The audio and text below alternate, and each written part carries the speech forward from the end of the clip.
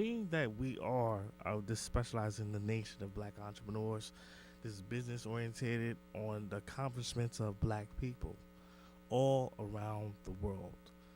Um, I want to take this time out and discuss, because there is a movement going on. There's a movement going on. I mean, I'm promoting Banking Black. Uh, there's Banking Black.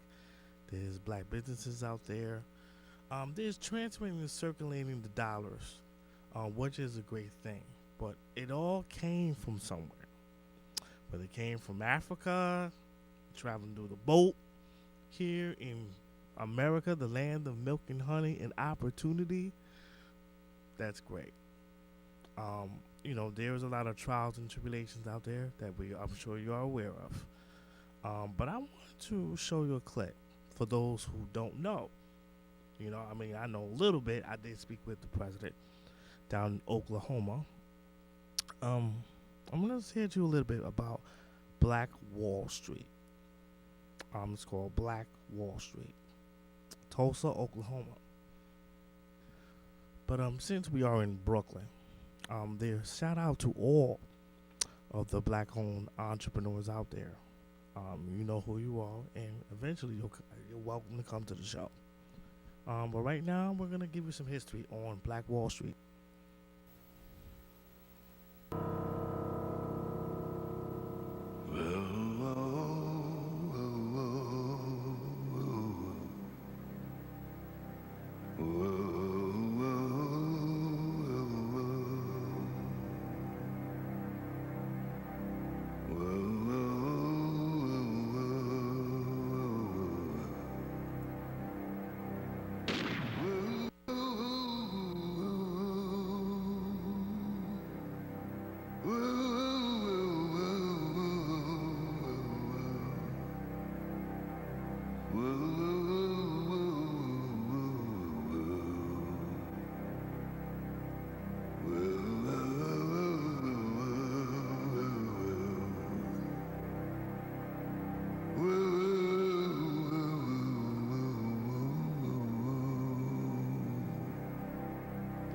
I'm supposed to be going. I'm 101 years old, and I'm not supposed to be alive. But God left me here for a purpose.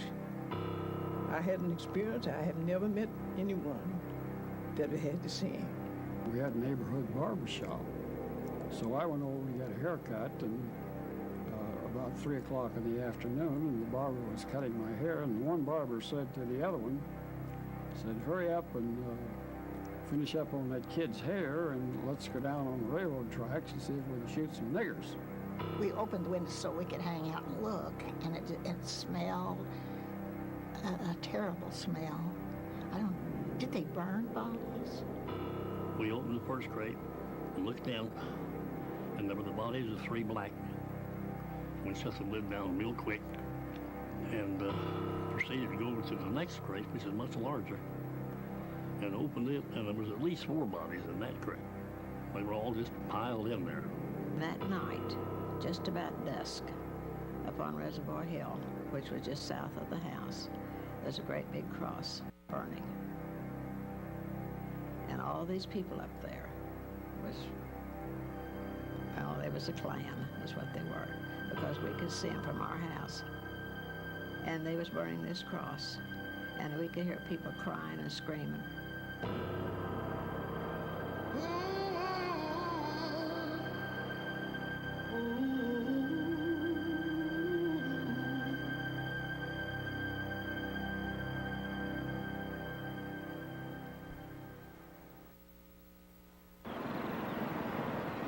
At the turn of the 20th century, Tulsa, Oklahoma, had the richest per capita wealth of any place on earth. It was dubbed the oil capital of the world, the Magic City, and the City of Dreams. Among those who traveled to Tulsa was a young teacher named Mary Parrish. I came to Tulsa from Rochester, New York in 1918. I had heard of the town since girlhood and the many opportunities to make money. But I came because of the wonderful cooperation I observed among our people, especially among our businessmen and women. Every face seemed to wear a smile. After spending years of struggling and sacrifice, people had begun to look upon Tulsa as the Negro metropolis of the Southwest. Going north to Archer Street for 2 or more blocks, one could see nothing but Negro businesses.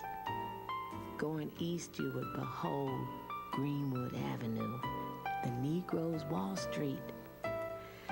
There were homes of beauty and splendor, and the schools and churches were well attended. It was a city within a city, and some malicious newspapers took pride in referring to it as Little Africa. The readings from that time that were racist, inspired by racists, from the National Guard to the Klan controlling the legislature, when he spoke of blacks were to pull themselves up by the bootstraps. And they did. They did. The money in my community didn't turn over the traditional 3 or 4 times. It turned over 8, 9, 10, 11, 12 times.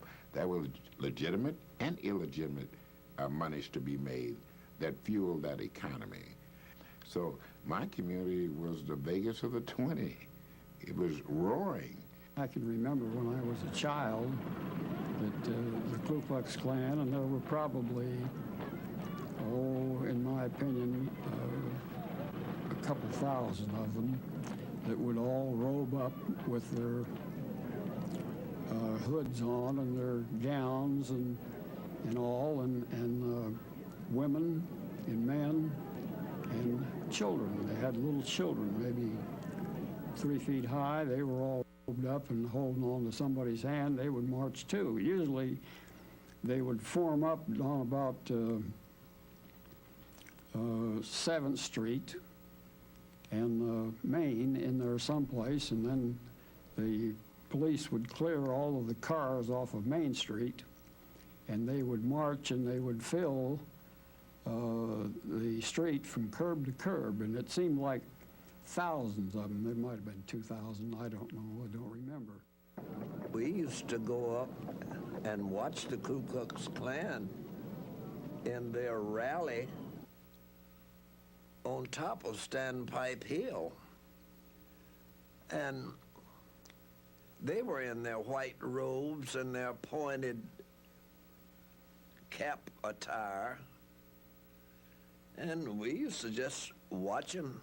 They had their torches burning and having a meeting.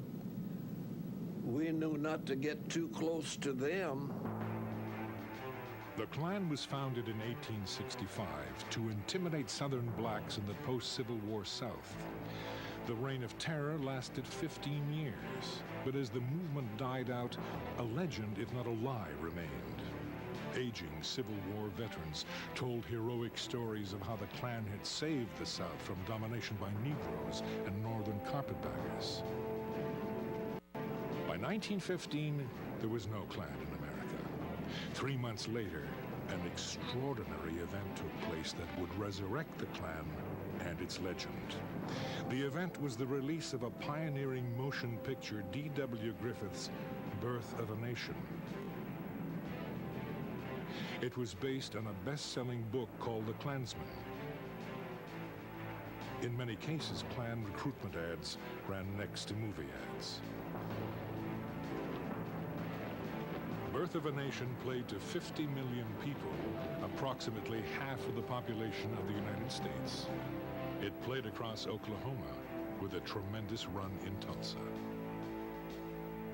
The Birth of a Nation stimulated the organization of the Ku Klux Klan, which in turn maintained a high profile and stirred up many whites to acts of recrimination and of savagery in this period. When you have thousands of white men coming back from World War I, bringing back Souvenir Lewis, Spandau, and Browning submachine guns, and a variety of other weapons that they brought back from the battlefield. And then they can't find jobs.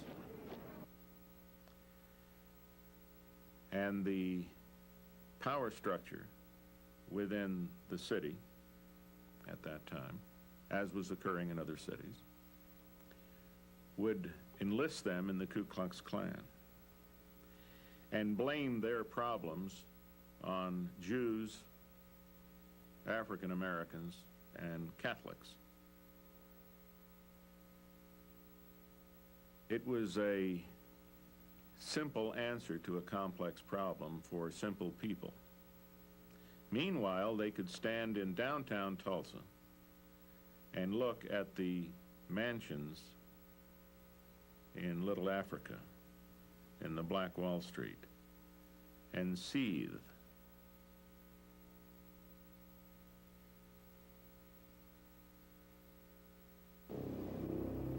It was a typical Monday morning for a 19-year-old black man named Dick Rowland. He worked as a bootblack in the downtown area. Because there was no restroom facilities, Rowland had permission to use the restroom on the top floor of the Drexel building. In order to reach the top floor, he had to use the elevator. Dick Rowland didn't look down when he went to get on the elevator, and therefore, because of the unevenness of the two floors, he stumbled and started falling, and he reached out to break his fall and touched his operator, and she hollered rape. And so they arrested, the police came and arrested Dick Rowland about 10 o'clock in the morning. And that afternoon, the Tribune came out and told what happened in the Blue Building. And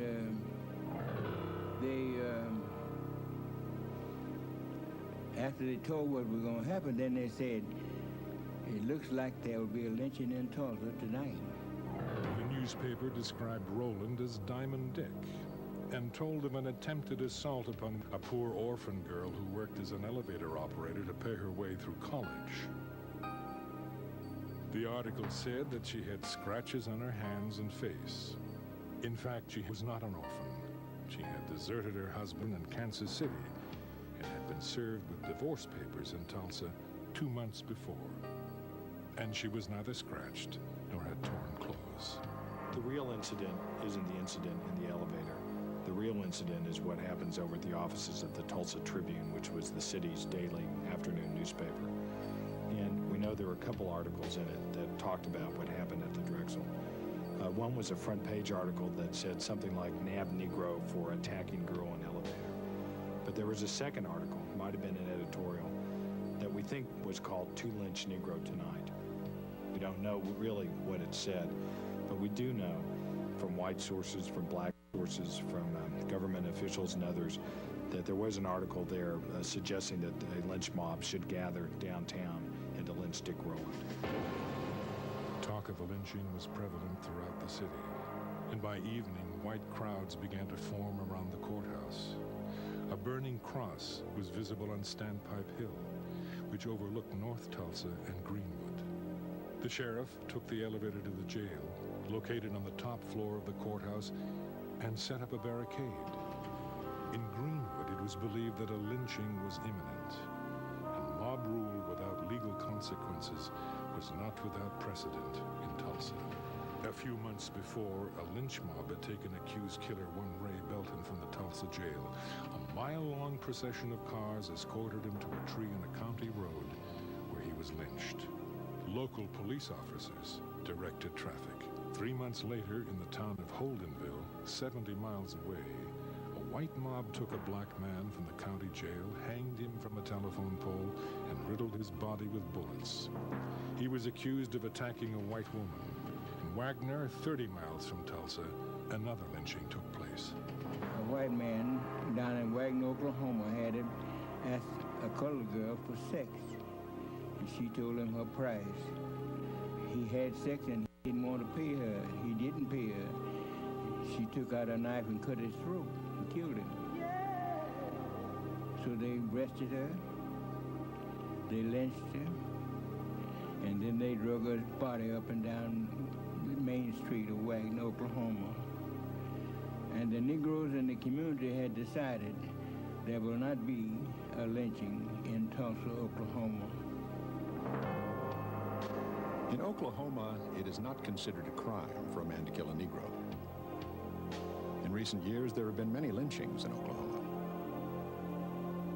There is yet to be chronicled the instance where any individual has paid a legal penalty or where an officer has been removed from office for failure to protect the life of his prisoners from criminal violence.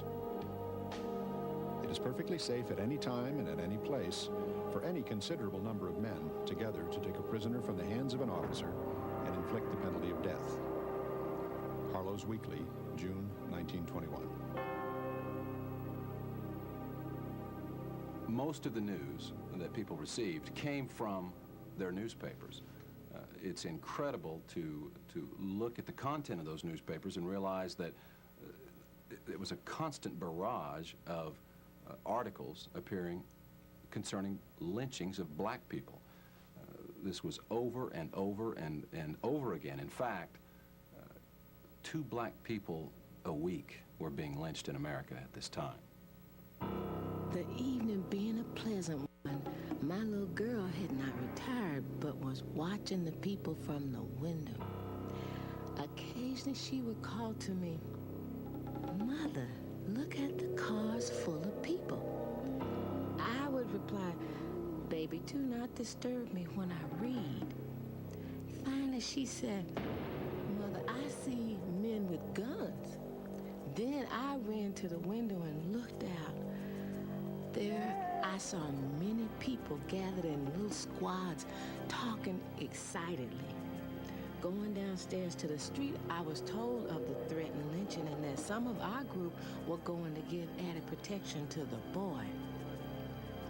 I am told that this little bunch of black men marched up to the jail where there were already over 500 white men gathered, and that this number would soon swell to over 1,000. Someone fired a stray shot, and to use the expression of General Grant, all hell broke loose.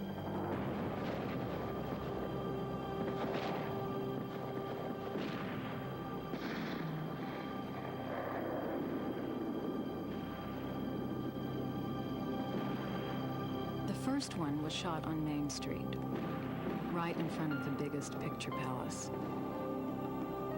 His falling brought the crowd to a halt. They just stood and looked at him. 3 or 4 ambulances clanged down to the place, but the crowd turned on them and showed their guns. One said, "Don't touch the blankety blank." The ambulance workers didn't quite know what to do, so they turned off their engines and just stood there, blocking the street. Then there was a whoop a block away. Some of the Negroes had tried to organize and get their friend. The crowd surged forward, trampling the man on the sidewalk who was about dead. He lay, writhing on the sidewalk under a billboard from which smiled winsomely the face of Mary Pickford, America's sweetheart. With whom they dealt. When they had smashed enough, they scattered around a little kerosene and threw some lighted matches into the mess. If this particular cabin didn't burn well, it would be reset presently by the blaze of the one next door. The houses the mob set fire to without breaking in first were really the most unlucky, because sometimes there were people in them, panic paralyzed, people who didn't realize with all the noise and fright that the house was on fire, not until it was too late to get out. There's a black veteran who could not believe that this mob would kill a veteran. And as the mob got closer to his home, he put on his uniform and stood out in the front yard at attention. The mob killed him and burned his house. In a frenzy of destruction and violence, black corpses were tied to the bumpers of automobiles and dragged through the Greenwood district, while bullets were fired into their bodies. Some bodies were hoisted on telephone poles. An elderly black couple was murdered returning from church. A white man mistaken for a black man was summarily executed. Enterprising entrepreneurs snapped pictures of the grisly scenes to be sold later as postcards entitled, "Running the Negro Out of Tulsa."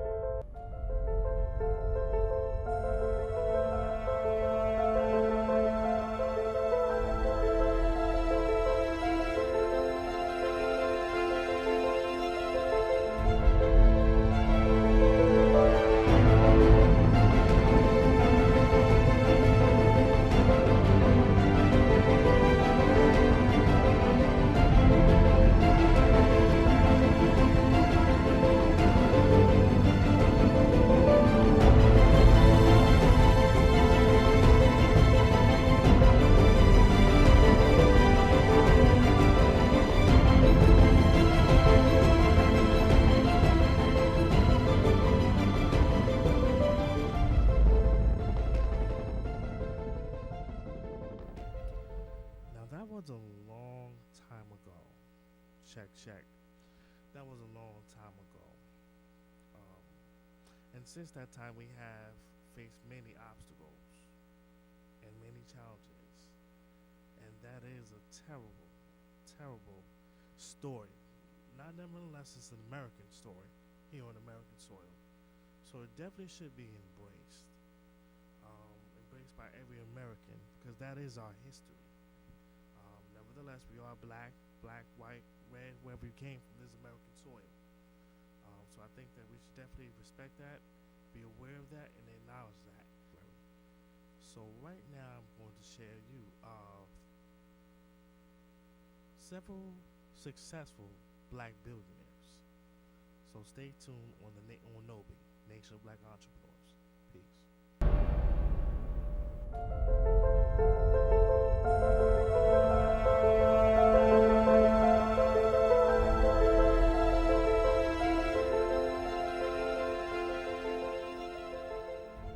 Okay.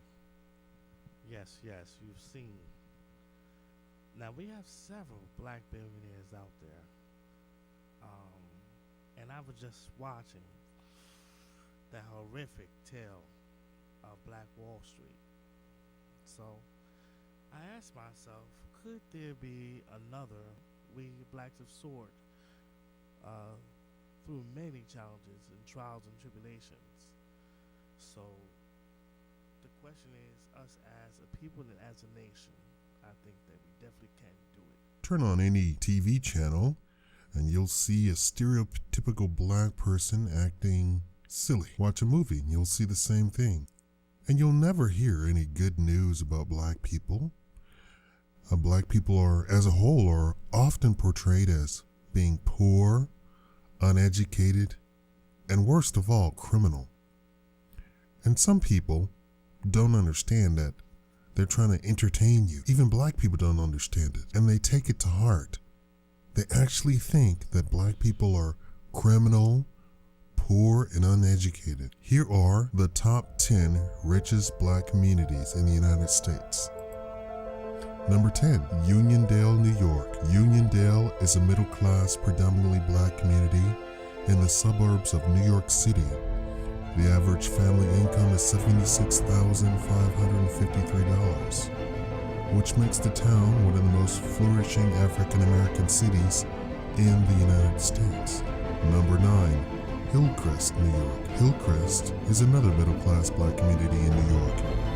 The median family income is $76,960, securing Hillcrest a spot on the list as one of the most prosperous African American communities in the United States. Number 8, Friendly, Maryland.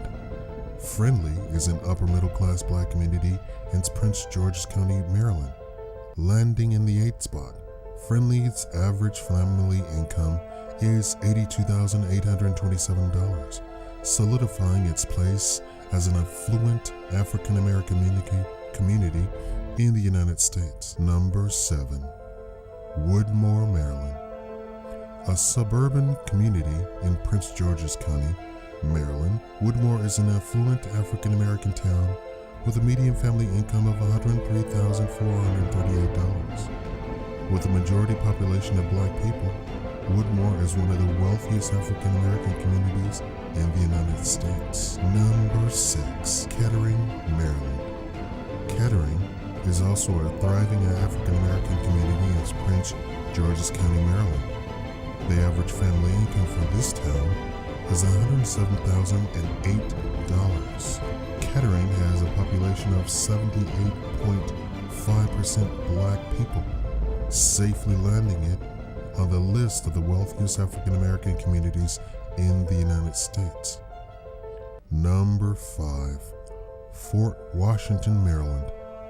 Fort Washington is an upper middle class black community which borders Washington, D.C., just south of the downtown district. It is a prosperous community with a median family income of $114,243, extending over 14 square miles. This is Farakhan, Norris, Nation of Black Entrepreneurs.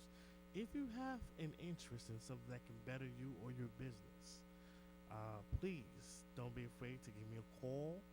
Check out the link at the end of this video. I thank you very much for all who have been watching. Thank you very much. God bless and peace and blessings.